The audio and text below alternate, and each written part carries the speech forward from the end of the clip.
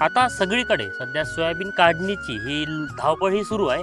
परंतु आता सोयाबीन काढणीनंतर आता भरपूर शेतकरी हरभऱ्याची पेरणी करणार.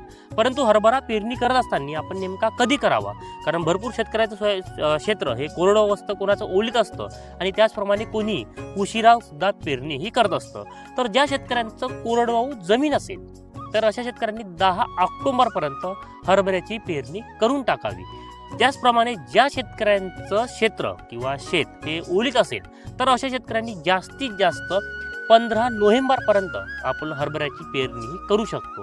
त्यानंतर उशिरात उशीर जर झाला किंवा एखादी पीक काढणी व्हायचं असेल आणि शेत खाली होऊन नंतर आपण जर पेरणी करणार असेल म्हणजे उशिरात उशीर तुम्ही 15 डिसेंबरपर्यंत हरभऱ्याची पेरणी ही करू शकता.